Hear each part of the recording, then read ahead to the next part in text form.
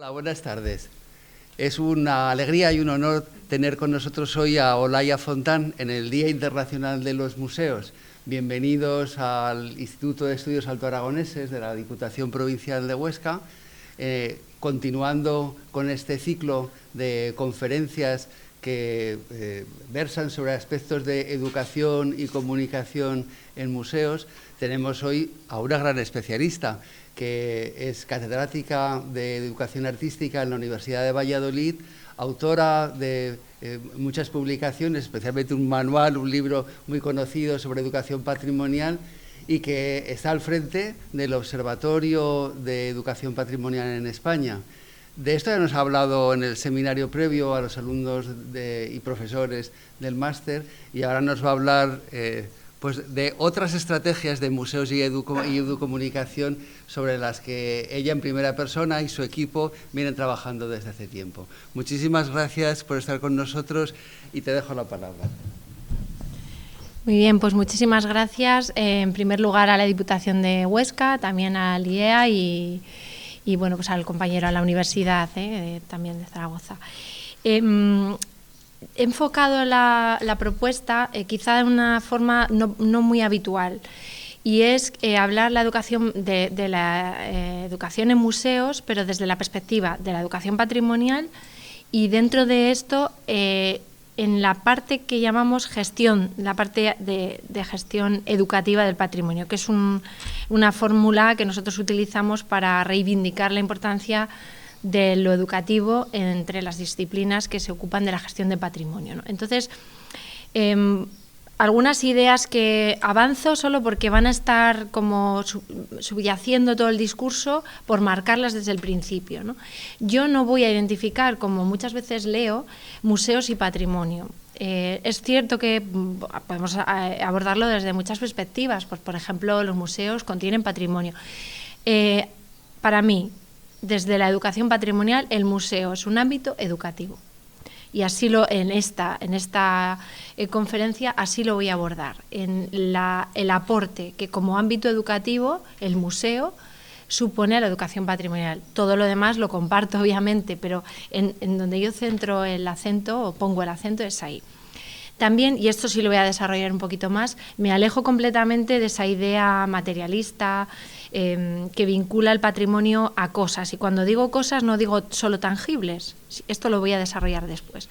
Me acerco más, esto como casi menú, a la idea de patrimonio entendido como vínculos entre bienes y personas. Entonces no es lo mismo que yo en un museo enseñe cosas o bienes, materiales e inmateriales, que enseñe o que trate de establecer vínculos entre bienes y personas. Por eso yo voy a poner el matiz en esa manera de entender el patrimonio, que es de algún modo en la que nosotros, y desde el observatorio y yo en particular, venimos trabajando, ¿no? El patrimonio entendido como vínculo.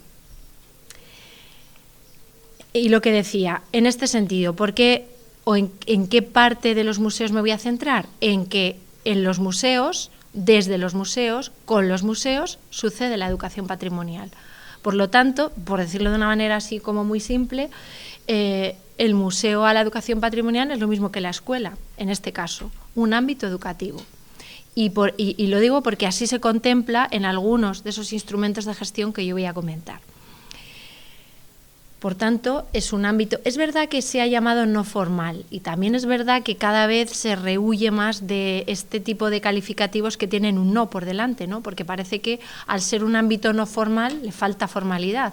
Entonces yo creo que es mejor hablar de museos como ámbitos patrimoniales, de trabajo de educación patrimonial, y ya está, porque tienen a veces un grado de sistematicidad, de planificación y en lo que a nosotros nos afecta, que es de evaluación, mucho mayor que el ámbito escolar, por ejemplo. Entonces, si se utiliza, yo lo utilizaré, los planes de los que hablo lo utilizan, pero también reconozco que cada vez se tiende a no utilizar el no formal y el informal, ¿no? Que parece que tienen a otro de referencia cuando no es así, al menos en el caso del patrimonio. Y todo esto, ¿a qué me lleva? A defender o a proponer que los museos son agentes, aquí sí, clave en la gestión educativa del patrimonio. no podemos desarrollar la gestión educativa del patrimonio de la que yo voy a hablar sin tener en cuenta los museos. Pero no los museos aisladamente, sino los museos con relación a otros ámbitos. Así que estas son un poco, no ideas fuerzas, sino casi sentencias que yo voy a tratar de incorporar al discurso y defender. Este es un mapa también que me parece muy importante, porque aquí sí, y esto me lo preguntaban en la entrevista que me hicieron, y lo decía claramente, este país, es decir, España, es el único en Europa, no diría del mundo porque no conozco lo que se hace en todos los países del mundo, aunque sí en bastantes, de Latinoamérica, en fin, pero desde luego en Europa, que tiene los instrumentos que yo voy a plantear aquí, es decir, un plan, un observatorio, planes autonómicos, pero que además consiga que lo que hace la ciencia se infiltre en esos instrumentos, o sea, en los planes, y que además esto a su vez revierta en la normativa, en la legislación, que es lo que además va a regular. Y esto no es una utopía, esto está pasando ya en España, por lo tanto es lo que voy a tratar de explicar, centrándome en la parte que se refiere más a los museos. También decía que esto solo se entiende y es consecuencia o va a la par, acompasa, el cambio, yo creo que profundo, aparente, pero también profundo, que ha habido en el propio concepto de patrimonio. No nuestro, esto es todo una especie de caldo que va hirviendo y al final pues se hace, ¿no? De hecho, yo hago una especie de horda o a la grande o a la mayor o a todo, ¿no? Porque a veces nos metemos en detallitos de normas pequeñas, los que trabajamos en educación patrimonial, que si tal ley de educación, que si tal ley de patrimonio, pero yo me voy ya a normas internacionales y consensuadas. Entonces, tengo un estudio más exhaustivo, pero solo voy a señalar 3, que a veces se nos olvidan, ¿no? Esto del árbol no te permite ver el bosque. El patrimonio, por lo tanto, el acceso al patrimonio y, como consecuencia, la educación patrimonial, que es la que nos da acceso al patrimonio, es un derecho fundamental. Esto no es una cuestión menor. Estamos hablando de derechos humanos y entre los derechos humanos se reconoce el derecho a acceder a la cultura, al patrimonio cultural. Después me salto Faro, voy a la tercera, después vuelvo a Faro. Después todo esto tiene un despliegue enorme, sobre todo a partir de los 2000, pero más de 2007, en lo que luego se llaman, dentro de los derechos humanos, se habla de esa categoría que son los derechos culturales, ¿no? Y esto en 2007, por ejemplo, en esta declaración, la de Friburgo, se despliega enormemente. Y la presencia que tiene aquí, tanto el patrimonio como la educación patrimonial, es extraordinaria. Por lo tanto, es un derecho fundamental que forma parte de lo que se llaman después derechos culturales y que además, entre medias, en el ámbito, por ejemplo, europeo, encontramos un hito para mí relevantísimo y es la Convención de Faro, que es verdad que en España llega como casi una década después, ¿no? O sea, la asimilamos casi una década después, que lo que hace es poner el acento en las personas, no como esos agentes que reciben el patrimonio y lo legan, no, como el centro del propio concepto de patrimonio, habla de vínculo y habla de comunidades. De hecho, este fragmento que tenemos ahí textual está sacado del preámbulo, que dice que toda persona tiene derecho a establecer vínculos, que es eso a lo que nosotros nos dedicamos en este modelo que yo planteo aquí, con el patrimonio cultural y algo que pasa desapercibido, de su elección. Es decir, que yo tengo que dedicarme a que determinadas personas, ya sea el ámbito escolar, los visitantes de un público, la sociedad en general, depende a quién me dirija, elijan, quieran elegir, es decir, tengan esa libertad de agencia de querer elegir determinados bienes patrimoniales con los que identificarse. Y luego está esa otra parte, ¿no? Respetando siempre los derechos y libertades de los demás. Esto, ya solo esto da para 8 tesis, porque ese de su elección está situando en las personas eso, el poder de agencia. Y esto, desde el punto de vista educativo, es una revolución extraordinaria, porque yo me dedico no a transmitirte a ti qué es patrimonio, sino a conseguir que tú decidas que quieres atribuir un valor a ese bien porque entiendes que tiene que ver contigo. Esto es muy abstracto, pero es un planteamiento teórico radicalmente distinto, ¿no? También comentaba un poquito antes por encima la Declaración de Friburgo, que yo creo que es bastante desconocida, pero solamente he extraído aquí los apartados, para que veamos cómo ya está en 2007 desarrolladísimo. Hay una serie de relatores, de observadores que hacen informes, por ejemplo, la observación número 21, que es una mina de oro para la educación patrimonial, hablan de identidad y patrimonio, hablan de referencia a comunidades culturales, de acceso y participación. Si yo no accedo y participo, esto no es aún patrimonio, esto subyace en esta declaración. Educación y formación, tiene un articulado. Información y, bueno, cooperación, ¿veis, no? O sea que esto no es un capricho de un país que tiene mucho patrimonio, esto es una cuestión universal, ¿no? Y además consensuada. Y este recorrido, por relatarlo y resumirlo en un titular, yo lo llamo del patrimonio como objeto al patrimonio como vínculo, es una metáfora, ¿no? Pero el como objeto ya lo desarrollo después un poquito mejor. Y de algún modo no es un tránsito conseguido, es decir, que yo creo que hoy en día conviven muchas formas de entender el patrimonio, incluso en la misma institución. Por ejemplo, he traído un anuncio del Ministerio de Cultura, es una campaña publicitaria que se llama Somos Patrimonio, y bueno, dura muy poquito, es un anuncio muy breve, pero lo vemos y después explico en qué sentido esto se aleja de lo que yo acabo de plantear. Bueno, esperad, que lo tengo, perdón, lo tengo cargado porque no quería, por si no había internet, perdón. Por si no había internet, lo tenía preparado para que salte solo.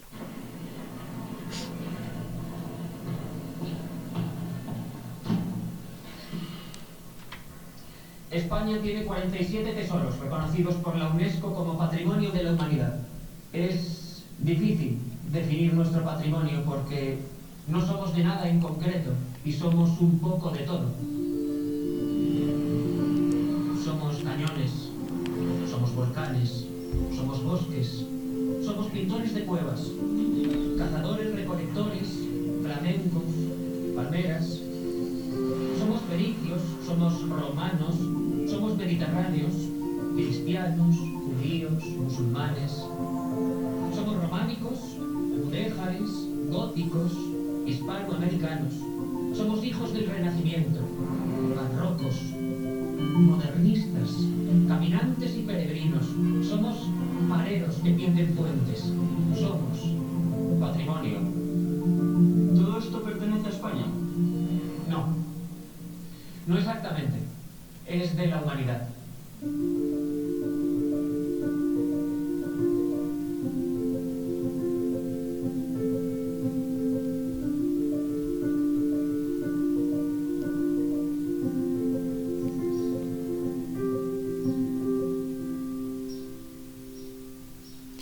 Bueno, este anuncio, yo decía siempre, me da para, pues por fin he escrito un capítulo, ¿no? Sobre él, porque es que tiene un jugo extraordinario. O sea, ya de entrada, somos patrimonio es un oxímoron.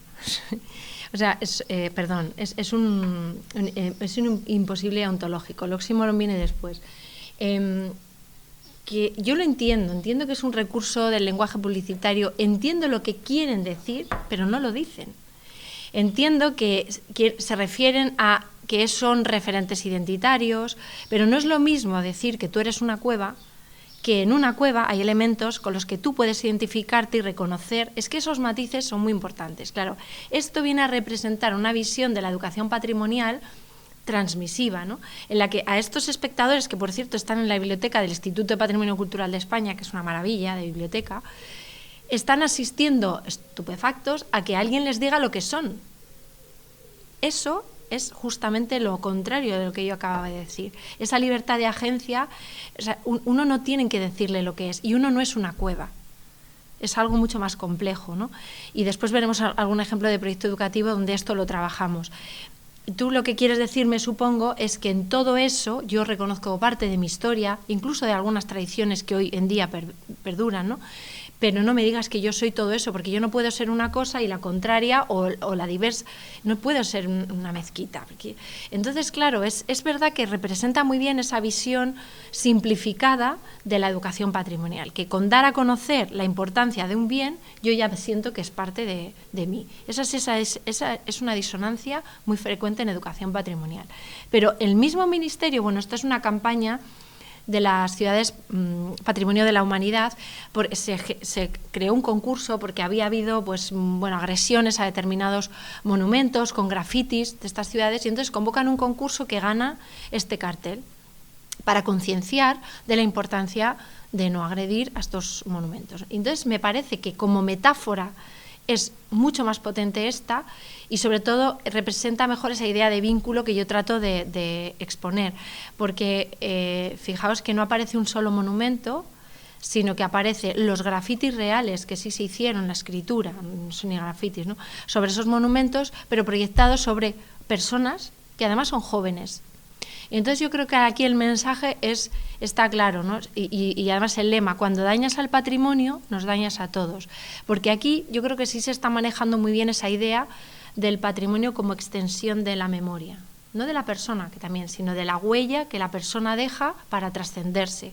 Esa idea yo creo que es mucho más aproximada a ese concepto de vínculo que yo quería antes proponer. Por tanto, mismo organismo, conviven dos visiones, yo casi diría, aquí se ve un poquito más gráfico, ¿no?, antagónicas, ¿no? Y aquí viene el oxímoron. Hemos pasado de afirmar que los bienes tienen valor, todavía hoy he leído en el Plan Nacional, o ayer, se les ha escapado, se nos ha escapado, ¿no?, el valor intrínseco. El valor no es intrínseco. Eso sí que es un oxímoron. O sea, nada tiene ni deja de tener valor. Lo que tiene es una serie de cualidades, de propiedades, de características, de condiciones, y el valor es algo que únicamente el ser humano puede atribuir y que además es variable. Y todos los que hemos estudiado historia del arte sabemos que lo que vale hoy, entre comillas, el valor estético, histórico, artístico, estilístico, religioso, da igual. Lo que vale hoy una catedral gótica no es lo que valía en el 18. Y así podemos repasar. Entonces, si el valor se atribuye y cambia, ahí la persona que lo atribuye es fundamental. Y esa persona que lo atribuye solo va a poder hacer lo que haya aprendido a hacer.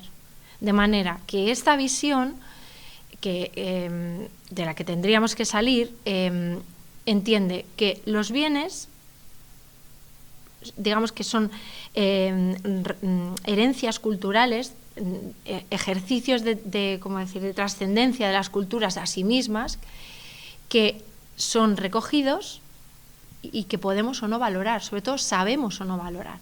¿Por qué yo me empeño tanto en el arte contemporáneo? Mis alumnas de magisterio rechazan verbalmente el arte contemporáneo, porque no tienen nada que ver con ellas, esto lo comentaré después, hasta que trabajamos en él. Y trabajamos como yo quiero y como yo sé.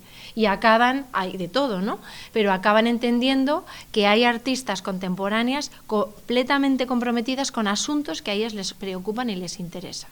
Ahí ha habido un cambio, ha habido una diferencia entre lo que valoraban al principio y lo que valoraban después. Y el elemento es el mismo, porque si no nos explica que para alguien determinado elemento patrimonial no tenga ningún tipo de importancia, e incluso diga que no tiene valor, y para el otro sí, el elemento que cambia, ya sé que es obvio, pero entonces no se puede decir los bienes tienen un valor intrínseco que la sociedad debe conocer, que es el mensaje del anuncio. Tú tienes que ser capaz de atribuir la mayor cantidad, variedad y posibilidad de valores a determinados bienes, y además son variables, e incluso tú mismo puedes cambiar en el ejercicio de atribución. Claro, esto es lo que encaja con la Convención de Faro, ¿no? Y el paso intermedio en educación patrimonial, en la que creíamos que había que transmitir esos valores intrínsecos, entendíamos que si no conseguíamos conectar ese patrimonio con las personas de algún modo, eso no llegaba a ningún... Porque solo con empeñarnos en transmitir en el Gutiérrez que le veo, ¿no?, cuando aquí tenemos a la derecha la obra de aquí, esas visitas guiadas espantosas, agotadoras para unos pocos, para algunos, para muchos, depende, ¿no?, de cuál fuera el público, a determinados museos, pues eso, los estudios de público y las evaluaciones evidenciaban que no llegaba a ni siquiera que valorasen. Solo reproducían valores que habían recibido, incluso que habían comprendido. Eso es distinto. Bueno, entonces, ese punto de la interpretación, de la mediación, es yo creo que el tránsito, el paso intermedio hacia un modelo, yo creo, mucho más complejo, ¿no? Y es que la educación patrimonial, como la entiende Faro, como se entiende desde este planteamiento, es una disciplina que se encarga de establecer relaciones, vínculos entre las personas y los bienes, ¿no? Que cuando son comunes se configuran en comunidades patrimoniales. ¿Por qué digo esto? Porque yo misma hablaba de esferas de patrimonio. Y la esfera es algo como concéntricas. Además, me acuerdo que lo dibujé en el libro de la tesis, ¿no? Pero claro, eso no encaja con la complejidad de colectivos con los que compartimos elementos en común, valores que atribuimos a determinados bienes, pero además la posibilidad de incorporarse en muchas comunidades, ¿no? Entonces yo soy en realidad todas aquellas comunidades en las que participo en relación con el patrimonio. Por eso luego hablaré de una aplicación que se llama comunidades patrimoniales. Algún argumento muy por encima. Lo que he dicho ya antes, eso de el patrimonio no son cosas, ni obras, ni lugares, ni restos. O sea, el patrimonio, los museos contienen patrimonio, no, los museos contienen lo que contienen, es decir, colecciones etnográficas, eso desde un punto de vista, digamos, directo. Pero además contienen, y a mí esto me parece interesante desde la educación patrimonial, potencial patrimonio. Digo potencial, habrá que hacerlo efectivo. Contienen experiencias, contienen parte del saber humano, de la historia, e incluso algunos dicen contienen parte del público que viene y se encuentra en ellos, ¿no? Entonces, claro, ¿qué contiene un museo en términos patrimoniales? Pues yo creo que no se puede confundir. Y, por ejemplo, cuando hablamos de patrimonio, yo misma en Historia del Arte tenía Historia del Arte 1, Historia del Arte Asturiano 1, Historia del Arte Asturiano 2, y después tenía Patrimonio Asturiano 1, Patrimonio Asturiano 2, y era lo mismo. Entonces yo decía, el sustantivo patrimonio aquí, ¿qué aporta? Y no es lo mismo. O sea, a ver si me explico. El patrimonio solo se produce cuando hay una persona que establece un vínculo. Si no, es historia del arte, colección etnográfica. ¿Me explico? Entonces es un matiz que indica que existe el vínculo. Entonces por eso a mí me gusta hablar de potencial. Esta web trabajamos esta idea. Personas y patrimonios, lo que hacemos es que, bueno, lo voy a hacer con mi ejemplo, porque la primera entrada de la web la hice yo, y de esto surgió la idea. Yo a esto que vemos aquí, esta es mi caja, es una caja en la que yo conservo algunos objetos que para mí tienen valor, y es real, es una fotografía real, tal cual. Una libretita y una bellota de madera. Entonces yo decía, este es mi patrimonio, al principio, ¿no? Después me di cuenta que no, que en todo caso podía ser un museo, un ámbito en el que yo conservo elementos materiales que explican aspectos de mi historia de vida. En este caso podría decir, o sea, son objetos de la colección de mi historia de vida, ¿no? Ahí sí me siento más cómoda. Claro, si yo os cuento que esa libretita bueno, es una historia muy larga. Básicamente, cuando era pequeña me porté un día muy mal, no quise comer, llegué a casa, protesté por todo, mi abuela se disgustó, se enfadó, me enfadé y se ve que cogí la libreta, era una libretita en la que ya apuntaba números a limpio así, y yo con mi letra de niña aplicada en pollona, pues se los pasaba a limpio, ¿no? Entonces me sentí con derecho de coger la libreta y escribir, Elisea es la más buena y la más guapa del mundo, fijaos, ¿no? Y cuando murió, pues mis primas, no sé cómo en qué punto llegan y dicen, bueno, pues esto es lo que tenía de valor, pues la pobre era muy humilde, entonces tenía 4 cosillas, y yo veo la libreta, la abro y me encuentro con aquella frase 12 años después, y claro, es que en realidad te encuentras contigo misma, se disparan los recuerdos, claro, eso es quién yo era, quién yo soy, qué relación teníamos, y entonces yo dije, esta es mía, no dije más, no dije por qué, y mis primas me dice, pero si no es de plata, digo, es lo único que quiero, es mía. O sea, ni estaba dispuesta a compartirla, era mía. Claro, ahí, después, claro, le di muchas vueltas. Yo tendría 19 años, no más, 18. Y dije, madre mía, el poder que tiene un objeto para destapar un recuerdo que estaba agazapado y podía haber estado agazapado para siempre si no encuentro al objeto que me lo destapa. O sea, a mí aquello yo creo que es donde yo decidí que me quería dedicar a esto, ¿no? Del patrimonio. Y la otra es una bellotita que yo le regalé a mi padre, aunque sabía que se iba a morir, pero le gustaba mucho y yo me la quedé. O sea, la tengo yo y la llevo conmigo. Claro, esto no es esto. Perdón. Esto son objetos. Yo os he hablado de un relato que lo que explica en el fondo es un vínculo. ¿Y de qué naturaleza es el vínculo? Pero además habla de quién soy yo, a qué le doy importancia, quién era mi abuela. O sea, podríamos, si fuéramos, no sé, antropólogos, sacar de aquí información, incluso psicólogos, porque eso habla de mucho más que de los objetos. Por tanto, esos nuditos, ese hilo, a eso se le llama patrimonio, que es mucho más abstracto. Por eso digo que es ese vínculo, claro, encima rápidamente empatizamos, porque tú tienes una libreta y tienes una abuela. Entonces, claro, ese es el poder de la comunidad que se acaba de crear, porque todos tenemos algún tipo de objetos o vínculos o circunstancia que es mucho más abstracta y compleja, ¿no? Entonces, ¿a qué nos dedicamos en educación patrimonial? A hacernos conscientes de esos vínculos, o a identificarlos, o a querer que las personas quieran establecerlos. A coser, vamos, que nos dedicamos a coser, a la costura, ¿no? Ejemplo, la educación como impulsora de los vínculos. Este es el yacimiento de Pintia, está en Padilla de Duero, Valladolid. Es un yacimiento, bueno, es una necrópolis. Ahí veis estelas donde hay algunas que sí corresponden con tumbas y otras son, bueno, pues no excavadas, recreaciones. Bueno, el caso es que allí lleva Pablo de Castro a sus alumnos año tras año y se quedan mirando al prado como diciendo, ¿qué hacemos aquí? ¿Esto qué es lo que es? Nada más hay piedras y además con muy pocos recursos interpretativos en este caso. Lo que veis en un primer plano es una historia fascinante. El arqueólogo Carlos Sanz, que es el que se ha comprado hasta los terrenos, y es un yacimiento alucinante, porque luego hay un centro de estudios musealizado, bueno, que casi es una estantería, pero bueno.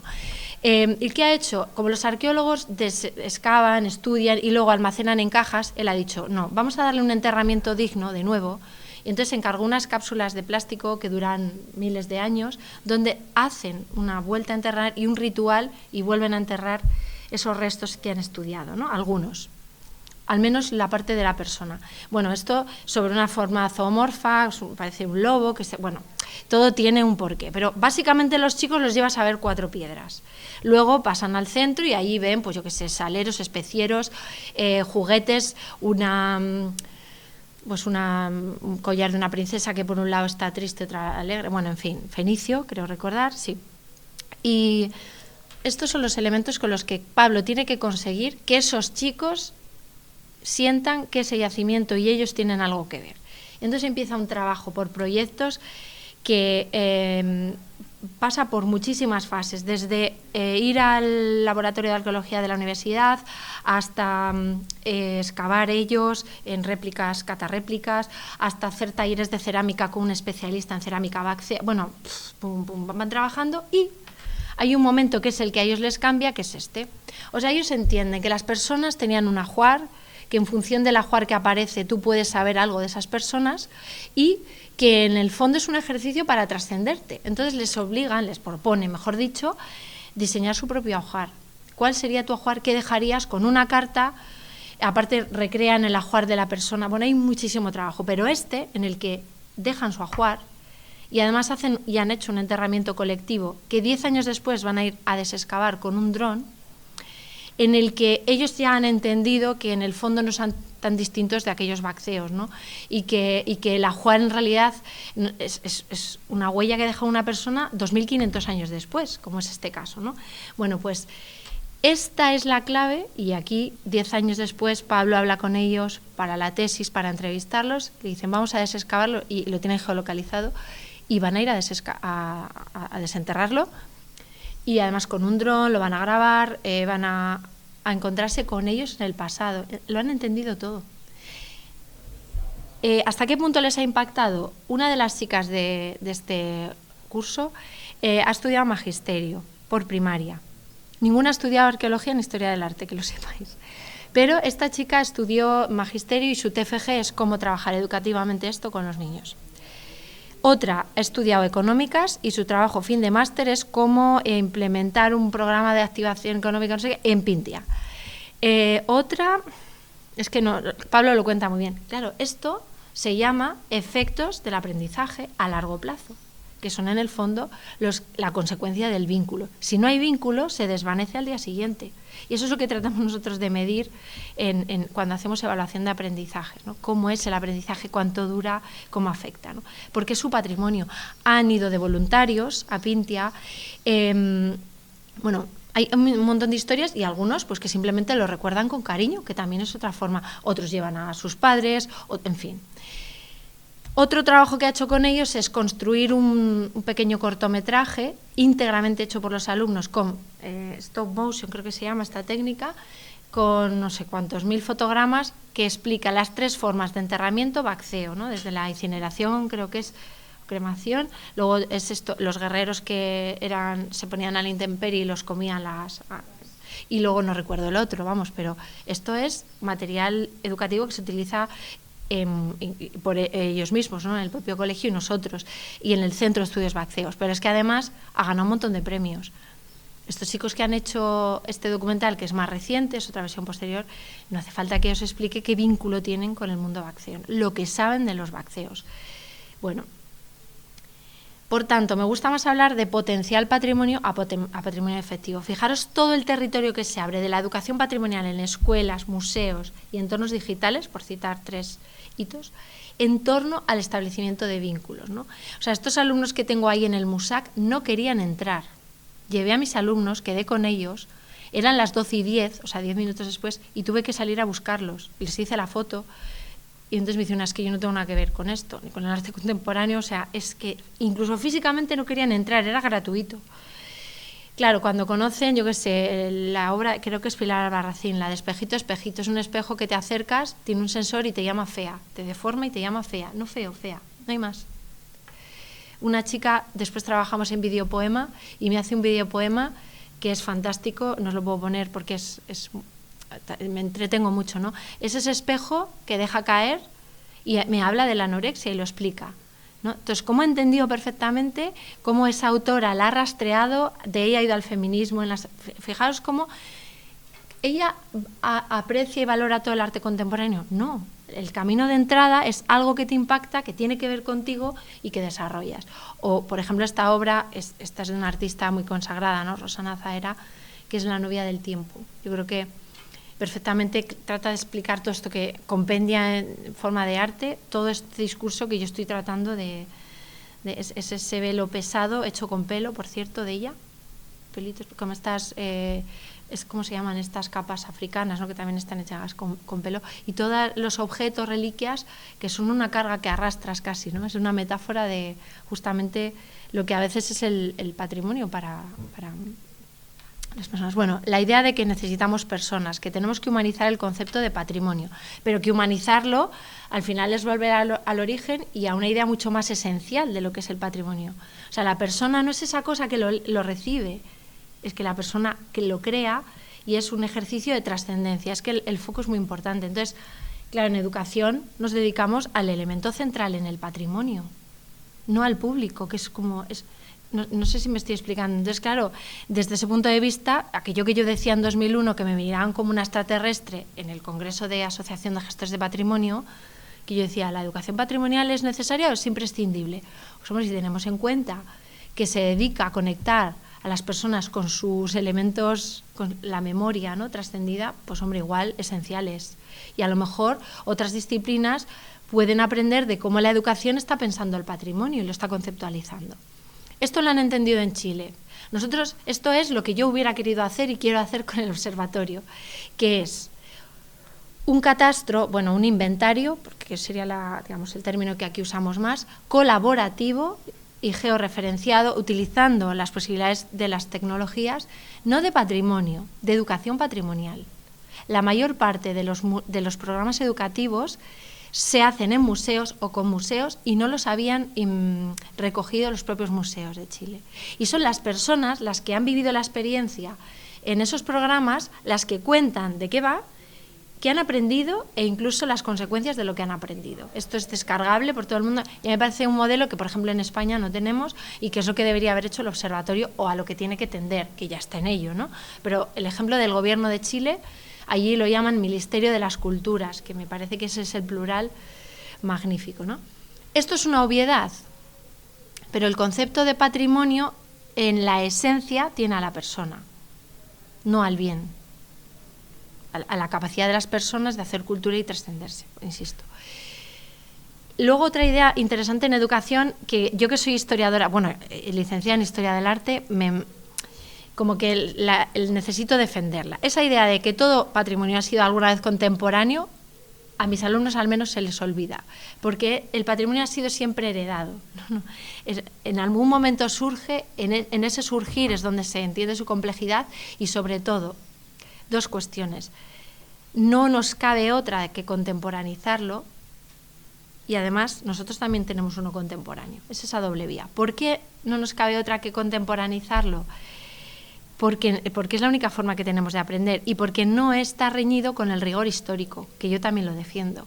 Contemporaneizar, así dicho en términos generales, se podría matizar en apropiarse simbólicamente, relacionarlo con referentes próximos, llevarlo a elementos que nos interesan, darle una lectura recreada, no sé, todo lo que hemos hecho, por ejemplo, con la pandemia, ¿no? Que nos hemos apropiado incluso de la imagen, a veces incluso banalizada, de elementos de la historia que hemos heredado, ¿no? Hay muchas formas, ninguna es incompatible con el aprendizaje del rigor histórico. Es otro momento y otro objetivo, y además necesario, porque, claro, yo y lo defiendo, ¿no? Una cosa es cómo tú lo interpretas y otra cosa es el origen. Pablo siempre trabaja primero la escultura barroca castellana con una especie de... es que no me sale la palabra. Cuando las personas están quietas y tú recorres con la cámara sus movimientos, ¿no? Y entonces hacen una especie de representación de todos los pasos y luego eso ya lo estudian. Con la ficha técnica, yendo al museo, dibujándolo, que no es incompatible. Pero ellos se lo tienen que llevar a algo de los elementos que les interesan para arrancar, o sea, aunque sea para arrancar. Y sobre todo porque también las claves nuestras solo son contemporáneas. No sé, esto lo hizo Ballester. Fijaros qué intervención, ¿no? Esto es lo que es la metáfora de lo que hacemos en educación patrimonial. Quitar a las personas, lo que la obra es maravillosa. Pero sobre todo porque es que no, ¿cómo vamos a entender a Goya si no entendemos, por ejemplo, lo que está pasando hoy en el mundo, ¿no? Es que no hay tanta distancia. Estamos con Ucrania, no hay tanta distancia. Incluso esto adquiere un valor extraordinario en el contexto justamente bélico actual, ¿no? Entonces yo me pregunto si se puede, se debe, no hay otra forma posible, es la única vía de entrada. Es una vía de entrada que nos permite llegar a vínculos. Yo a eso ahí lo dejo, en compartido.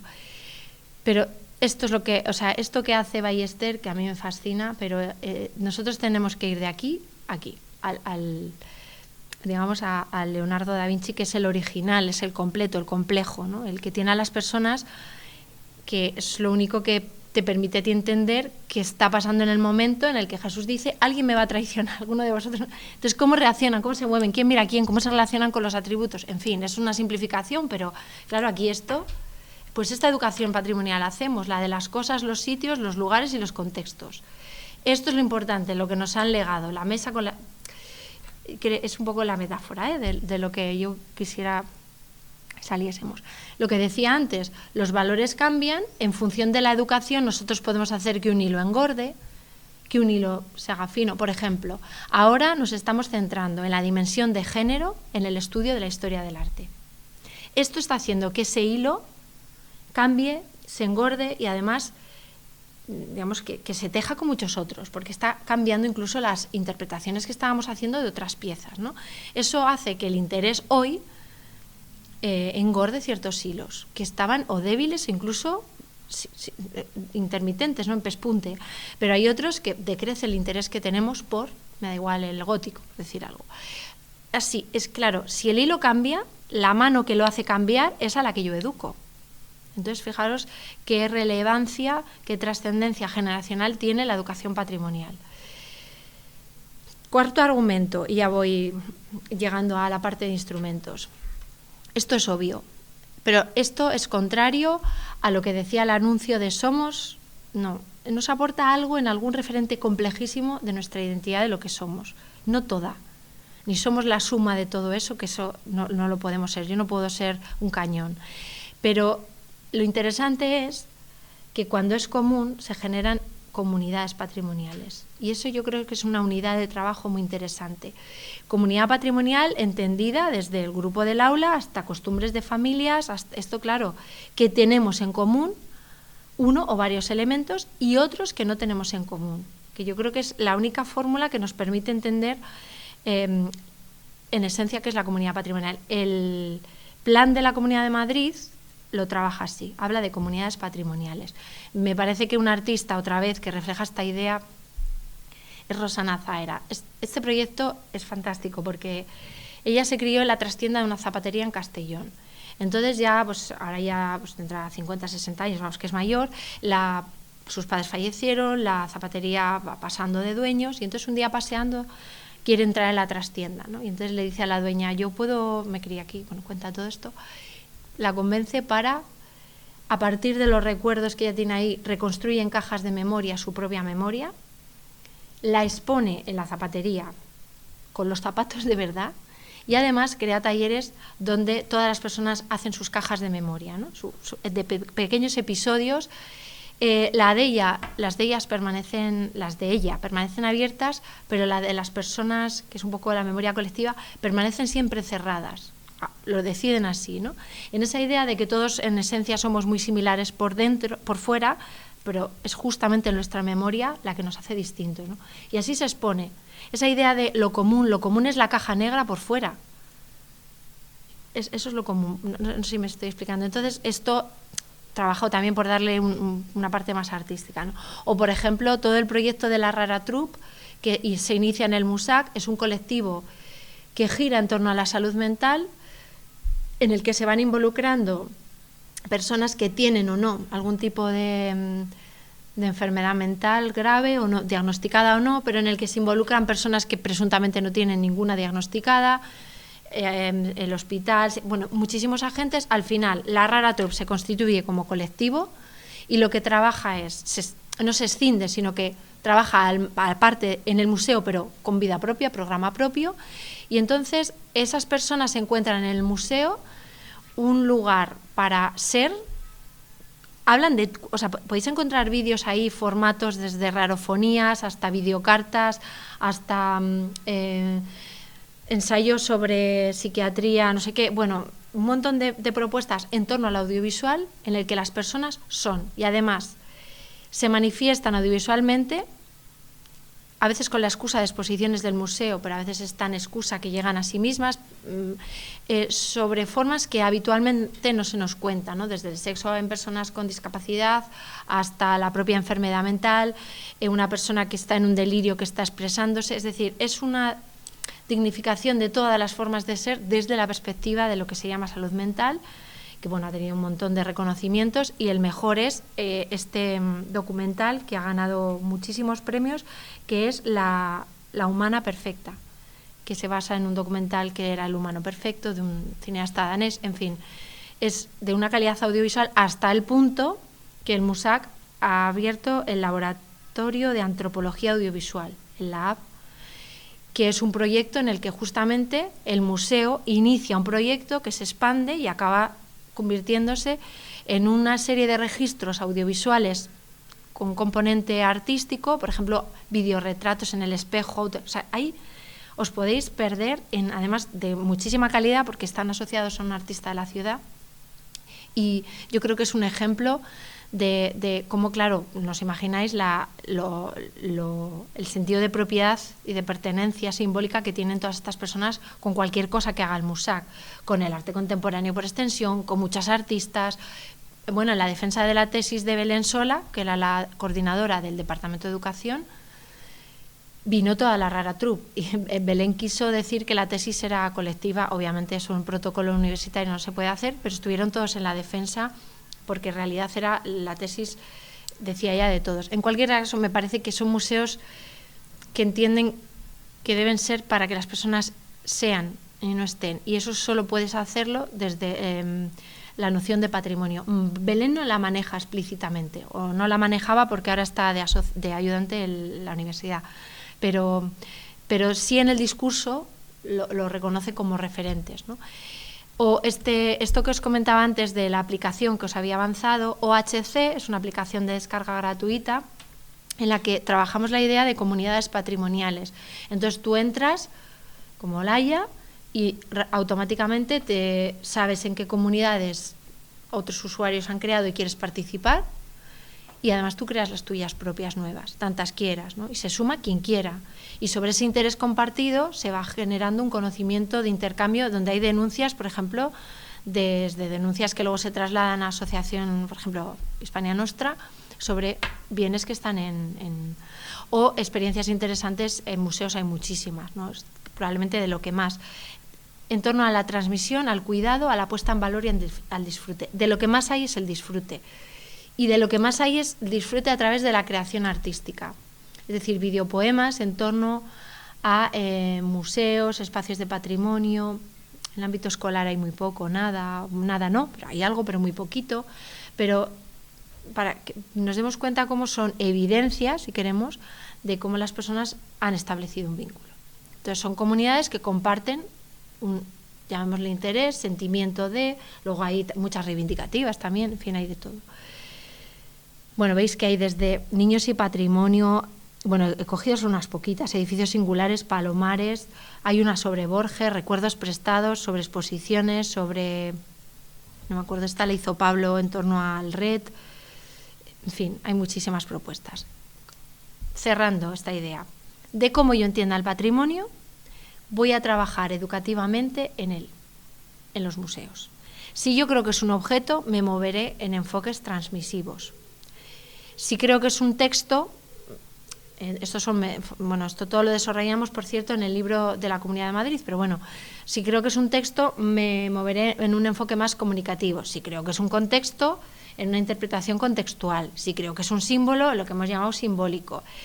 Si creo que es una extensión, que os decía, ¿no?, de la memoria, como el ejemplo del anuncio que os ponía, pues en el identitario. Todos los ejemplos que os pongo a la derecha son proyectos educativos en museos de distintos lugares del mundo a los que podéis picar y se explica, ¿eh? Por ejemplo, el simbólico es en la red de museos de Glasgow, pues que trabaja con adolescentes en riesgo de exclusión, que no tienen nada que ver con el museo, que se encuentran allí en un archivo en el que, por ejemplo, aquí deciden que van a coger una armadura, tienen muchas piezas históricas, estudian la armadura, trabajan en torno a la armadura y acaban con la BBC haciendo un audiovisual en el que cuentan un poco un rap y bailan, construyen un audiovisual en el que dan vida a la pieza y entonces establecen un discurso en torno a la idea de armadura, de protegerse, de guerra, en fin, que lo llevan a lo suyo, al tiempo que han ido aprendiendo, porque es un archivo también, mucha información sobre esa pieza, ¿no? O sea, que no está reñido el rigor histórico con el contemporaneizar.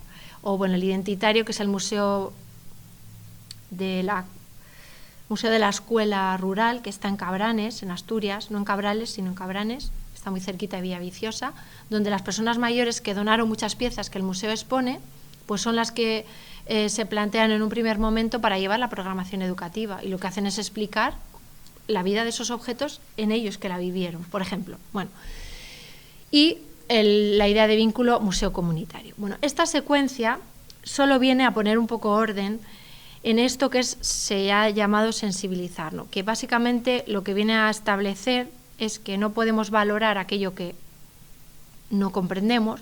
O sea, la comprensión nos lleva a una actitud de respeto, pero yo no puedo respetar aquello que no tiene sentido, porque si es absurdo a mi mente, a lo sumo diré que hay que respetarlo como un mandamiento, que muchos lo respetan, pero yo no tengo la agencia de respetarlo, porque no tiene sentido. Entonces, lo primero que tengo es que comprender los porqués, algún porqué, para que eso no sea un cacho cemento, sino una escultura que tiene que ver con la memoria reciente de mi ciudad, por ejemplo.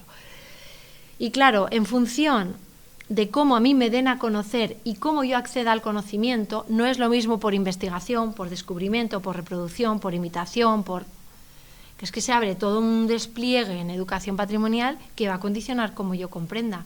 ¿Cómo comprendieron mis alumnos de Gijón que esa escultura que estaba en su parque enfrente del instituto no era un cacho cemento? No sabían ni que era una escultura, porque vino el artista. Sobre todo le pudieron preguntar lo que quisieron. Artista del que habían previsto que era un jeta, lo dijeron, vaya cacho cemento, vaya porquería. Bueno, no os imagináis lo que dijeron. Ante todos los porqués que él respondió, ya se acabó, no hizo falta más. Entonces la secuencia funciona, ¿no?, muchas veces, y cuando yo soy sensible es porque en términos coloquiales algo me preocupa y me ocupa, entonces tiendo a cuidar, tiendo a disfrutar, tiendo a transmitir. Y lo que decía antes, los valores son muchos, son cambiantes, son vulnerables y frágiles, es la educación la que puede sostenerlos, ¿no?, y muchos y diversos. Es que claro, hemos manejado 2 o 3, el estético, el histórico, claro, es que Lo que os decía, ¿no? Hay muchísimos. Por otra parte, la sensibilidad no sé si se puede medir, porque es un constructo, un concepto complejo, pero sí se pueden medir conductas que indican la sensibilidad o la falta de sensibilidad. O como en este caso me encanta, porque es un museo que yo sigo, el de la memoria y la tolerancia, porque es un museo de conceptos. O sea, que lo que contiene son ideas, valores, ¿no? Y tiene un despliegue de programación educativa fascinante, pero me encuentro esta noticia el otro día. El Museo de la Memoria y Tolerancia fue intolerante con alguien por la ropa que usaba. Una discriminación ante alguien del colectivo LGTBI. Entonces, claro, digo, no solamente yo trabajo, este museo trabaja actitudes, valores sobre todo, ¿no? Y resulta que si esto es así, pues realmente esto es un indicador también de su conducta contradictoria. O, por ejemplo, la accesibilidad, todo el tema de la conducta universal, de diseño, de respeto, de accesibilidad, todo esto se mide. O sea, si yo soy respetuoso o no, no es una cuestión verbal, es una cuestión de conducta, de comportamiento, de actitud. Yo solo sé si tú eres respetuosa no porque me lo digas, sino por cómo te comportas y yo pueda medirlo. Por lo tanto, si yo quiero trabajar en los museos las actitudes de respeto, tengo que generar comportamiento, luego conductas, luego situaciones de enseñanza-aprendizaje y además observarlas, medirlas de algún modo. Es verdad que en lo verbal también es conducta y si yo digo esto es una mierda, como dicen mis alumnas, nada más entrar en un museo que al patio herreriano, esto es una tomadura de pelo, esto es una porquería, así bajito, esto es una manifestación verbal, es un indicador de falta de sensibilización. Yo tengo que conseguir que no vuelvan a decirlo, no porque yo se lo diga, no les digo nada nunca. Oye, no digas eso. Oye, no se te ocurra decir, tú no blasfemarás, no insultarás al arte contemporáneo. No, lo que tengo es que convencerlas de otro modo, generando experiencias en las que ellas ya decidan y descarten eso. Por eso digo la libertad de agencia y la idea de vínculo. En España, el modelo que yo os presento es un modelo que, como os decía antes, todos los ámbitos, epistemología, o sea, la universidad, con la investigación que se hace en los museos, todo lo que publicamos, todos los productos, los resultados de esa investigación se han acabado incorporando en planes, no solamente el de patrimonio, sino el nacional, la educación patrimonial y el de la comunidad, sino también en museos más sociales, también hay informes vinculados de investigación, sobre todo de estudios de público de la universidad, y se citan y se estudian algunos referentes, y todo eso a su vez tiene que ir al único lugar en el que las cosas cambian, que es la ley de educación y de patrimonio. Y por suerte en este país han sido sensibles ambas a lo que hemos ido haciendo. Entonces, ejemplo, Plan Nacional. El Plan Nacional está en el marco de los planes que se hacen a partir del 85, que está la Ley de Patrimonio Histórico Español. Pues empieza el Ministerio de Cultura a articular una serie de planes, digamos, que desarrollen el potencial del plan. Y sobre todo, lo más importante, que en el Estado de las autonomías coordinen Estado y comunidades en los criterios metodológicos. O sea, hay plan de catedrales, plan de patrimonio industrial, de arqueología subacuática, de arquitectura defensiva, bueno, hay muchos planes. Entonces, en torno al 2000, el Ministerio dice, vamos a revisar los planes que tenemos, a ver si se ajustan a los cambios que ha habido, pues, ¿cuánto? Más de 25 años después, ¿no? Entre 15, 25, bueno, desde el 85, 90 que empiezan, pues 3 décadas después hay que ajustarlos y además vamos a crear planes que tengan vocación transversal. Y ahí es donde sale la posibilidad de hacer un plan de educación patrimonial. Entonces ese plan empieza en 2011, se dedica a la revista del Instituto monográfica a lo educativo, se estudia la legislación, se hace un estado de la cuestión y después se propone al Consejo de Patrimonio Histórico Español que abra una vía para hacer un plan. Allí hay representantes de todas las comunidades y dicen que adelante. Se constituye esa comisión que veis ahí, que es la comisión de elaboración, en la que hay representantes de todas las comunidades autónomas que quieren ir, no todas van. Hay algunas que sistemáticamente no van, pero están todas invitadas porque son miembros naturales de esas comisiones, ¿no? Con competencias además en materia de patrimonio, que son las que van a todos, pero en materia de educación. Tuvimos a 2 o 3 representantes en toda la comisión. O sea, masivamente patrimonio va, en educación todavía esto no se entendía, pese a que el currículum contempla el patrimonio, sobre todo desde la LOCSE. O sea, no había sensibilidad. Bueno, Luego hay cuerpos y fuerzas de seguridad del Estado, porque tienen competencias, por ejemplo, en tráfico ilícito. De hecho, uno de los primeros cursos que hicimos es para Guardia Civil en Murcia. Bueno, periodistas, asociaciones, fundaciones, hay ámbito académico, lo menos. O sea que hay técnicos de museos, de Dirección General de museos había pues 4 o 5 representantes, depende del momento, en fin, que estaban todas quienes tenían en el Estado y en las comunidades competencias. Elaboramos un plan que se consensúa, grupos de trabajo, redacción de un texto que se publica, se aprueba, se publica y línea en los presupuestos generales del Estado. Es que eso es lo importante, que haya dinero para financiar. ¿Qué se hace a partir de entonces? Se constituye una comisión de seguimiento que recibe proyectos en formato cofinanciación y esa comisión dice si se ajusta a los presupuestos del plan, se financia. Como todo plan, bueno, ahí veis algunos de los planes que están ahora funcionando. Bueno, aquí tenéis una presentación que no la voy a poner, que es como explicamos el sentido del plan, ¿no? Pero la idea de museos está muy presente.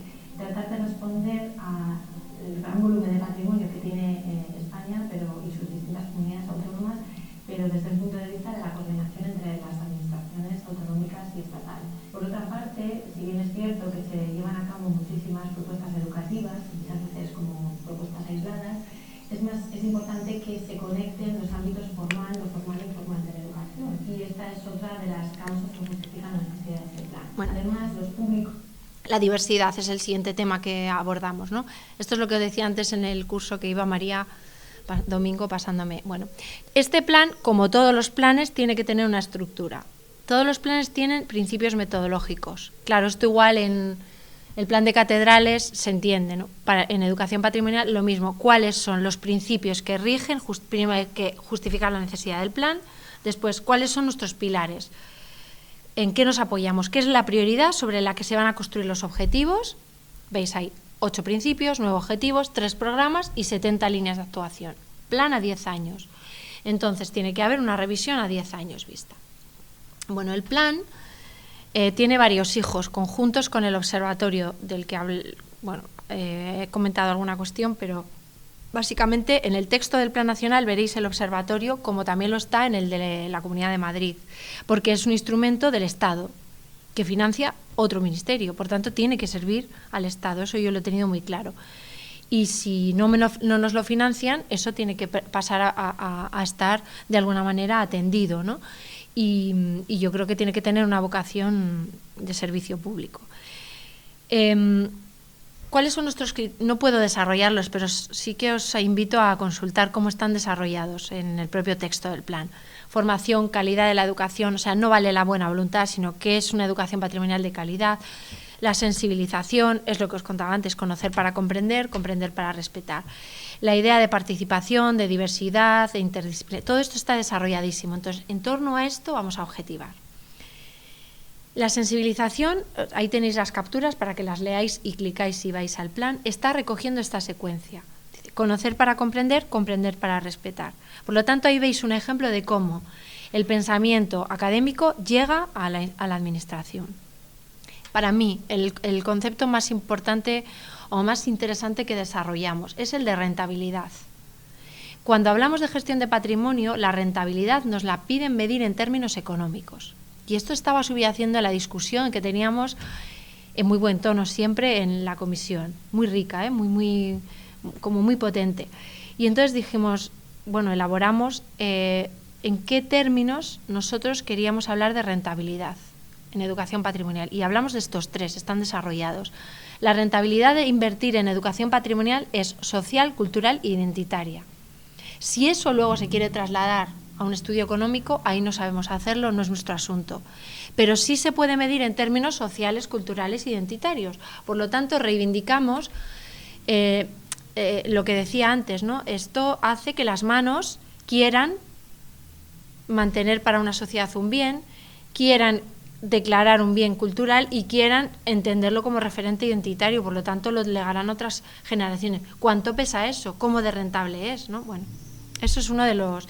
Vale, se concreta en... Bueno, los objetivos son pues, muy claros, muy concretos, pero se concreta en estos programas. El de investigación en educación patrimonial y en didáctica del patrimonio, y ahí hablamos de todos los ámbitos, sobre todo de museos, pero también del ámbito escolar. La formación de todo aquel que tenga que ver algo con el patrimonio, desde periodistas hasta agentes locales, hasta gestores políticos, hasta cuerpos y fuerzas de seguridad y, por supuesto, educadores de museos, de sitios, intérpretes, guías, educadores, maestros, profesores, en fin, todos. Y hay una propuesta para cada caso, ¿no? Y luego uno transversal, que es que si de todo esto no damos cuenta, no estamos haciendo nada, que es lo que en el fondo hemos hecho en el observatorio, decir, pero si este país está haciendo programas extraordinarios, completamente desconocidos, porque sí se conoce un poquito de sus actuaciones, pero no el programa, lo que es la parte educativa. Cuanto, ¿cómo deciros?, más próximos a esta idea de patrimonio, cuanto más pequeñito y local es el agente que lo organiza. Y más alejada de esa idea de patrimonio vinculada a la persona, cuanto más arriba, si queremos, más institucional, ¿no? En museos pequeñitos hay programas con comunidades locales en este país. Recuerdo varios en Aragón, bueno, todos estos están recogidos en el observatorio, de una profundidad extraordinaria. Recuerdo, bueno, por ejemplo, en un castillo, recuerdo que había un programa de educación patrimonial muy interesante, en fin, que hay un potencial, yo creo que mucho más profundo cuanto más concreto es el ámbito, porque surge de una necesidad propia, ¿no? Bueno, ahí os he señalado las referencias a museos. El museo está presente como paradigma del ámbito no formal, ya os digo, con ese matiz del uso en desuso del término, pero con la necesidad, lo mismo que la escuela, que se coordinen, que se hagan proyectos conjuntos, porque al final lo patrimonial es único, ¿no?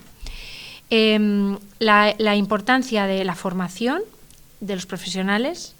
Y sobre todo insistimos mucho en la formación psicopedagógica. Hay muchos tipos de museos, no os voy a descubrir nada nuevo, pero es una constante la ausencia o la carencia o la insuficiente presencia de especialistas en educación o en especialistas en el ámbito educativo, con excepciones como las de este máster y poco más, ¿no? Pero es esta la formación en la que hay que insistir. Yo creo que este máster en algún estudio de los que se hacen paralelos al plan está referido, y además eso ya lo voy a localizar.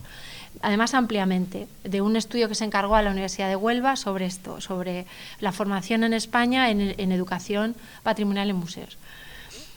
Bueno, y el texto está lleno, plagadito de referencias a museos, como la necesidad de insistir, de situarlos como focos de la inclusión. El plan Museos Más Sociales vino después. La persona que lleva el plan Museos Más Sociales fue muy activa en el plan nacional. Entonces, muchas de las... hay transferencias necesarias, porque además es que es lo que hay que hacer. Bueno, los eventos científicos ya os los he contado. Nosotros hacemos un congreso internacional cada 2 años, ahora vamos a hacer el 5º, y entre medias, en los años impares, hacemos jornadas de prácticas y reflexiones. Entonces, ¿por qué es importante esto? No porque organizamos, no, lo importante es quién va ahí, de qué países vienen.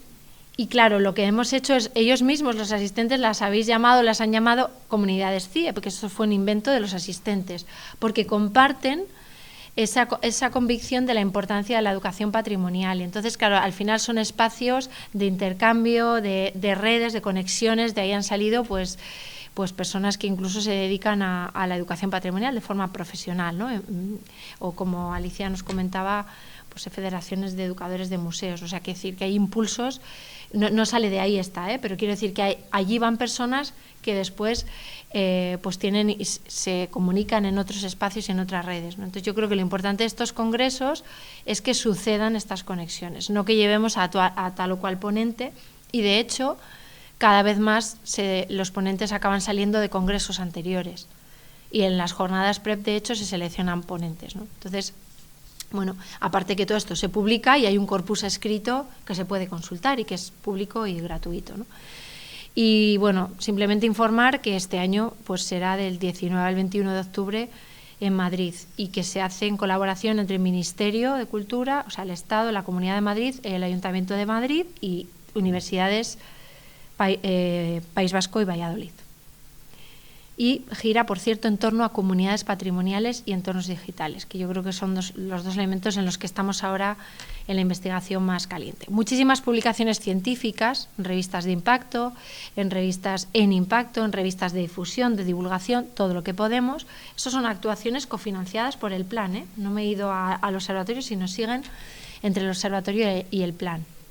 Y luego hemos hecho desde unidades didácticas revisión y asesoría para otros planes, como el de inmaterial, videojuegos, concursos para artistas, para personas con discapacidad o diversidad funcional, innovación docente, cortometrajes, largometrajes, entrevistas, en fin. Muchas de esas actuaciones se entienden en el marco del plan y además en colaboración con financiación del observatorio. O la Red Internacional de Educación Patrimonial, que lo que queremos en el Congreso ya es saltarla a las redes sociales, que es donde tiene sentido, ¿no? Pero bueno, en un principio, hace 8 años, esto tiene el sentido de aglutinar a personas interesadas en educación patrimonial y hacer un mapeo, ¿no? Como se dice ahora, mal dicho, pero bueno. Y ya por último y cierro, el plan de educación de la Comunidad de Madrid es un plan que es como el currículum autonómico al estatal, o sea, pretende proporcionar un grado más de concreción ajustado a terreno. Mucho más moderno, con personas que han estado en el plan, pero incorporamos Faro, esa visión que os decía al principio, mucho más escueto, más concreto, y fijaos que tiene 3 principios metodológicos, 7 objetivos y 16 programas en este caso, ¿no? O sea que es un plan mucho más ajustado y que además da mucha importancia, bueno, tiene varios programas, pero es uno muy importante a los educadores de museo, ¿no? Del ámbito autonómico en este caso. Bueno, ahí veis todas las líneas, desde, bueno, veis que siguen algunas permanentes, ¿no? Pues el ámbito interinstitucional, que es tan importante. Bueno, aquí no me lo sé de memoria, aunque he participado yo coordinando, pero bueno. Pues la calidad en educación patrimonial, la investigación en educación patrimonial, inclusión, el tema de innovación y luego la difusión de proyectos. Una de las primeras actuaciones es este manual, en el que lo que hacemos es una guía práctica para educar en el patrimonio, diseñar propuestas educativas sabiendo todas las tipologías posibles y sabiendo cómo medirlas y sabiendo además que se han de ajustar a un plan, ¿no? A los principios, criterios o preferencias del plan que tiene la Comunidad de Madrid. Entonces, bueno, pues aquí tenemos, bueno, se ha repartido a todos los docentes de infantil, primaria, secundaria, bachillerato, públicos, privados, concertados, museos, bibliotecas, agentes locales, ayuntamientos de la Comunidad de Madrid, y descargas gratuitas debe ir un montón, ¿no? Entonces es un manual que está sirviendo y es útil y que los políticos lo entienden y les convence. No sé si eso decía antes que es bueno o malo. Primera repercusión directa para que la veamos. Bueno, tenemos aquí el preámbulo del anteproyecto de ley de patrimonio cultural de la Comunidad de Madrid. Bueno, la ley que propuso la Comunidad de Madrid, creo que en 2003, o no sé si es posterior, ahí comprobadlo, bueno, se declara inconstitucional. Entonces, que hay que modificarla. Y en ese tránsito, la persona que está en el Ayuntamiento de Madrid, en el Departamento de Difusión de Patrimonio Cultural, entiende que se ha de hacer un plan y además influye, propone. Eso pasa a todos los organismos competentes, en que tiene que haber un artículo en la Ley de Patrimonio que se está promoviendo vinculado a la educación patrimonial, no a la formación como había, a promoción y difusión, sino a la educación patrimonial. Y aquí lo tenéis. Este proyecto ya ha pasado a consulta, en ICOMOS también hemos hecho, el grupo que tenemos de educación y participación ciudadana, sugerencias. Y esto es lo que hay ahora mismo, ¿no? Habla de difusión de educación patrimonial, no se confunden. Habla de la colaboración con la ciudadanía, habla de los derechos fundamentales, esto es una influencia también. El derecho que tenemos no solo a conocer y disfrutar, sino a participar de la educación patrimonial. Por tanto, pasa a categoría de derecho. En los principios de actuación lo he subrayado todo, porque habla de la educación patrimonial, digamos que como derecho de la ciudadanía para una transmisión efectiva de valores. Ahí digo que es donde se nos ha colado, porque no son, bueno, a mí no, porque seguramente lo hemos criticado y no nos han hecho mucho caso, ¿no? Pero habla de valores inherentes a los bienes culturales. No estoy de acuerdo. Esos son restos que no conseguimos, tengo que revisar mis notas, pero seguro que dijo algo al respecto, ¿no? No son inherentes los valores. Es que si entendemos eso así, pues nos queda transmitirlo. Y es contradictorio con la esencia del plan y con la propia idea de educación patrimonial, ¿no? Y luego, bueno, pues una serie de principios de actuación donde se habla de la transversalidad de los ámbitos educativos. La escuela no puede permanecer ajena al museo, el museo no puede permanecer ajeno a la escuela. Y esto se va a aprobar, seguro que con alguna pequeña modificación, pero esta será la Ley de Patrimonio en la Comunidad de Madrid. Entonces yo creo que el círculo sí se cierra un poco, ¿no? Bueno, aquí me encanta porque sí se ha filtrado la idea de transmisión real y efectiva y plena. Hasta que no sea efectivo no hay vínculo, ¿no? De los valores.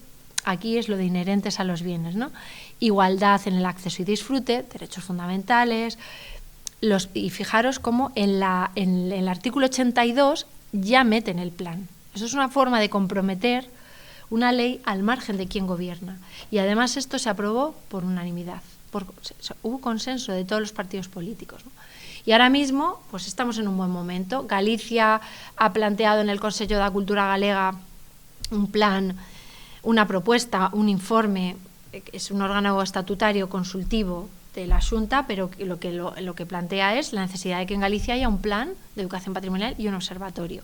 Ahí participaron museos, maestros, asociaciones, colectivos de todo tipo, de toda Galicia, del ámbito rural, del ámbito urbano, de asociaciones vinculadas a oficios, todo lo que os imaginéis, amas de casa, Asociación de Defensa del Patrimonio de no sé dónde, de tal tradición, en fin, todos tuvieron voz, hicieron propuestas y estaban de acuerdo en que esto tiene que empezar en las escuelas y decían tiene que ser obligatorio en los museos. Claro, hablan de obligatoriedad de la educación patrimonial en museos. También Murcia recupera su plan regional de educación patrimonial, que quedó aparcado un tiempo por cuestiones políticas, pero Murcia fue muy activa en el nacional y también el Ayuntamiento de Madrid va a llevar a cabo, a empezar a diseñar un plan de educación patrimonial de la ciudad, vinculado al reconocimiento como patrimonio mundial y sabiendo que está en una comunidad que también tiene un plan autonómico. Entonces, bueno, yo creo que lo único que nos queda es fijarnos en algunos de los objetivos de desarrollo sostenible para centrar la atención en aspectos deficitarios. Desde la calidad, seguimos teniendo que hacer mucho para medir bien, asegurarnos de que hacemos lo que queremos hacer en educación, de que todas las personas están atendidas en todos los contextos, en todos los momentos, en todas sus condiciones de vida. La cuestión del género, que sigue siendo una tarea, ¿no?, por resolver. Bueno, la cuestión del trabajo, de un crecimiento a partir de un trabajo digno, y ahí yo creo que hay que centrarse también en muchos tipos de trabajo que aún no se han explorado y también de personas que tienen diversidad funcional que pueden colaborar, y de hecho hay ejemplos que están colaborando mucho, ¿no? Y bueno, pues toda la sostenibilidad vinculada al ámbito rural. Entonces, bueno, yo tengo una idea, un proyecto que es un plan de alfabetización que se centre en estos objetivos, que es un pequeño granito de arena que si sale adelante pues puede aportar un poco más, y es un plan en el que están incorporados en el esquema museos, centros de formación y de empleabilidad de personas con diversidad funcional, universidades y incluso pequeñas y medianas empresas que se dedican a diseño vinculado a proyectos educativos, materiales didácticos, etcétera. Bueno, y ya lo dejo aquí. Creo que me he pasado un pelín, pero bueno, si tenéis alguna pregunta, pues estaré encantada de resolverla y de bueno, pues debatirla, comentarla, ampliarla, lo que queráis. Muchas gracias. Sí. Así, habías hablado antes de una red internacional. ¿Es posible que también para los planes como el Plan Nacional o los planes de los territorios autonómicos existan modelos en planes internacionales, en planes de otros? ¿No? ¿Sois pioneros?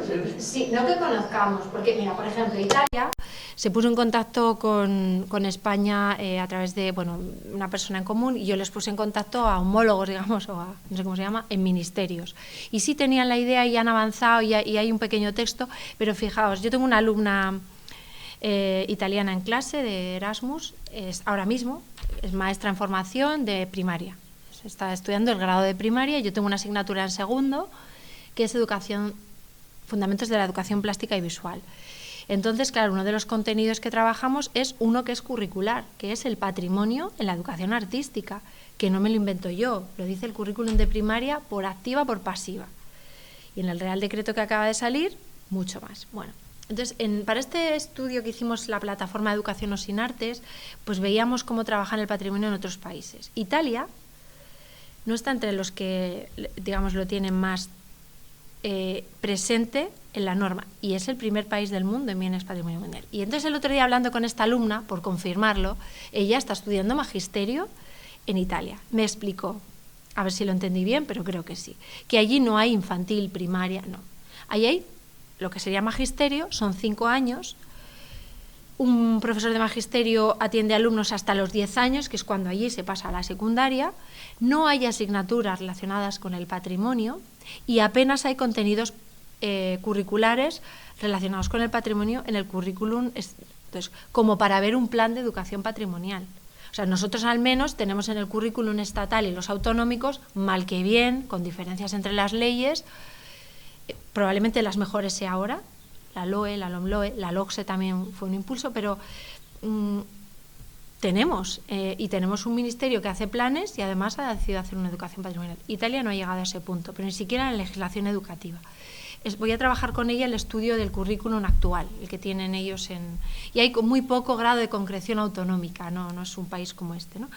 Y por otra parte, Portugal sí es el país que más se ha querido aproximar al modelo español a través de Espira, que es no sé exactamente qué formato jurídico tiene, pero están reactivando la educación patrimonial. Pero que sepamos, no hay ningún ministerio que tenga este grado de regulación, con un observatorio que al final es otro instrumento del Estado, porque lo financia el Estado, que está atento a lo que se hace. Chile quiere recoger este modelo y con quien más contacto tenemos. De hecho, ayer el contrato predoctoral se reunió con la homóloga de María Domingo en Chile, la persona que está al cargo de difusión en el Ministerio de las Culturas, y quieren trabajar en este modelo. Ya tienen ese inventario. Estos sí van. Este país yo creo que es el que más alineado está con este. También Colombia tiene una circunstancia difícil, pero en Cartagena de Indias, en la universidad, pero también en el Instituto de Patrimonio de Cartagena de Indias, quieren trabajar en esta idea. Y Brasil. Lo que pasa que Brasil, bueno, se nos dio la circunstancia en un congreso que no, en 2014, creo, 16, que no le dejaron venir a la representante del Ministerio en Patrimonio, porque no era el momento de que la ciudadanía aprendiese a reivindicar sus derechos en el acceso al patrimonio cultural. Es que luego las circunstancias de los países son complicadas. Brasil, que es el origen del término y del enfoque de la educación patrimonial. Entonces, seguro que se nos escapan, tendríamos que estudiar, eso sería un objetivo maravilloso, ¿no? Pues países asiáticos, bueno, en Estados Unidos el currículum que conocíamos hace unos años tenía, tenía muchos contenidos vinculados con el patrimonio postcolonial, todo esto, en Canadá también, es decir, que sí hay contenidos, pero no hay un plan de educación patrimonial que integre la cultura con la educación. Otra cosa es, y ya sería la siguiente pregunta, ¿qué se hace en efecto aquí? ¿Qué de toda la ley se lleva al aula? ¿Por qué no se...? Esto fue un estudio que hicimos para el Ministerio al hilo del plan. El 82% de los colegios públicos, la muestra era todos, se entrevistó a todos, contestaron un porcentaje muy alto, colegios, hicimos en primaria y eso, privados, públicos y concertados de España, a los equipos directivos, qué proyectos, qué contenidos curriculares abordan vinculados al patrimonio. El 82 y pico %, entonces, hace casi 10 años, ninguno o casi ninguno. Cuando no es una opción, es un contenido curricular, es una ley que hay que cumplir. Si viene una inspección educativa a comprobarlo, pero claro, el otro 16-17% es esa pasada que nosotros tenemos en el observatorio de proyectos singulares, centros que trabajan por proyectos, claro, pero es un porcentaje muy mínimo, pero es que no es opcional. A veces hacemos visitas al museo. ¿Cómo que a veces hacéis visitas? ¿Cuántos han ido a museos? No me quiero inventar el dato, pero aproximado sí lo sé. Alguna vez a lo largo de la etapa de primaria, al menos una vez, creo que era un 20 y pico %. Eso significa que todos los demás no han ido nunca o que no son conscientes de que han ido, que también... Pero no preguntábamos preguntábamos a los equipos directivos, en una encuesta que venía del ministerio. Entonces ahí tenemos un problema. Negro sobre blanco, ¿no? La ley yo creo que es más que suficiente. Si veis las veces que aparece museos en la ley, en el Real Decreto 157, patrimonio 21, los he contado. El anterior me parece que 4, en el Real Decreto de primaria. Luego no se trabaja en las aulas. Yo creo que la pescadilla que se muerde la cola empieza aquí. Bueno, donde acabamos de estar, en las facultades de magisterio. Porque los niños no lo aprenden en clase porque sus maestros no creen que es importante. Si a ellos en sus facultades no les hemos enseñado que es importante, pero además a trabajarlo y a trabajarlo bien, no importante, obligatorio, pues entonces apaga y vámonos. ¿Y quiénes trabajamos en eso? Yo, vosotros, es decir, los que formamos a los maestros, la formación de docentes. Es ahí donde tenemos que conseguir. Luego otro estudio también demoledor con Marta Martínez de los planes de estudio de este país, de universidades públicas y concertadas, grados de maestro, en qué planes de estudio había asignaturas obligatorias relacionadas con el patrimonio o al menos bloques de contenido en las dos asignaturas que por atribución tienen que abordarlo, didáctica de las ciencias sociales y didáctica de la expresión plástica. Es que era demoledor, no recuerdo los datos, pero es que poquísimas. Luego sí, en donde estaban era una pasada. Donde hay focos de investigadores, Zaragoza, en Oviedo, en País Vasco, en Huelva, algunas de Cataluña, Valladolid, Granada, se acabó. Como no hay un investigador allí, es que esto no puede ser. O sea, el plan de estudios tiene que ser al margen de quienes estemos ahí. Bueno, entonces la pescadilla que se muerde la cola empieza, o sea, la cabeza es la formación de educadores. Primaria, infantil, secundaria, formación inicial y permanente, ¿no? Yo creo que ahí, por eso sí, somos un país único. Yo creo que también hay que decirlo con cierta, en este país, ¿no?, donde a veces nos cuesta tanto encontrar elementos únicos. Yo creo que España es referente. Por referente nos llaman a veces. O sea, ellos han tenido consultas en el ministerio de otros países.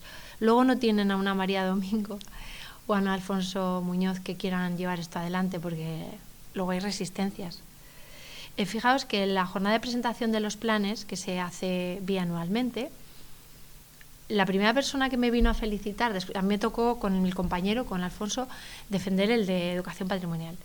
Fue no sé los rangos en la policía, en la Guardia Civil, un guardia civil que llevaba la parte de formación, porque me decía que era muy importante que ellos que trabajan, creo que tienen la competencia de tráfico ilícito, de exportación, bueno, que era muy importante concienciarles. O sea, fue el primero que me vino a hablar. Yo, además de una inspección, o sea, eso quiere decir que luego cuando te escuchan era, bueno, el plan menor, el plan... Luego si todos los otros planes decían, pues tenemos unos proyectos educativos que estamos trabajando, igual les echáis un ojo, claro, esa era también... Luego te preguntas, ¿y cómo hacen planes educativos, proyectos, programas, si no hay ningún educador ni especialista? Pero es la buena voluntad, ¿no? Hemos hecho una intervención y luego hacemos un proyecto de transferencia a la sociedad. ¿Y eso quién lo hace y qué sabe? Pues un máster en o sea, una persona que ha salido egresado de este máster. Estas son las personas a las que supongo que cada vez más contratan, ¿no? Porque son las que tienen la formación específica. Entonces, bueno, no sé si hay alguna pregunta más. Madre mía lo que he hablado hoy. Pues muchas gracias, un placer.